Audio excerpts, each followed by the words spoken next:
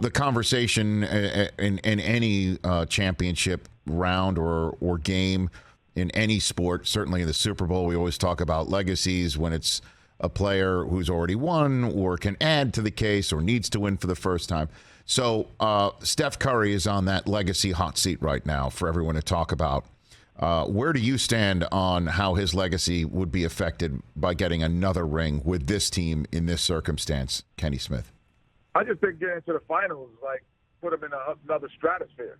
Because you think about it, you go, well, when they, people, say, the first two, they get there, the league at the time, blah, blah, blah, whatever that might be. Oh, now they got Kevin Durant.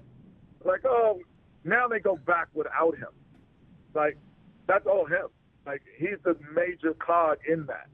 There's only 4 players that are consistent on that. So between he, Clay, and Draymond, I think all of their basketball legacies are cemented by them reaching the finals again this year.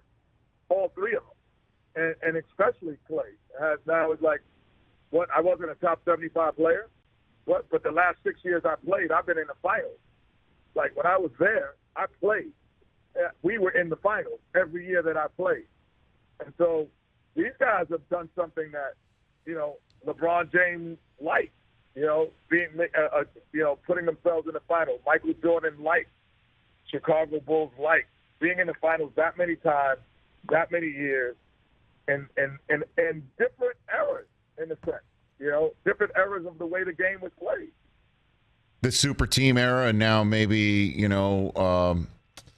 don't know if you could say it's post super team era because everybody thinks that you need to be hooking up one star to another. I mean, even Embiid is tweeting out watching the Heat Celtics series that Miami needs another star. I mean, so what is Curry's legacy then, do you think? Like, how would you lay that out? I know you just mentioned Bulls light. Does that make him Jordan light specifically?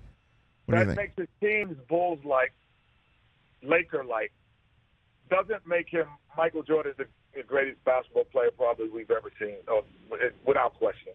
There's only few that would debate that. However, it puts his teams in those categories because, being able to bring that many consistently in 6 out of the last 8 years, and really the only reason you weren't there because the guy who stands next to you is the second greatest shooter possibly in the NBA history isn't there. That says a lot.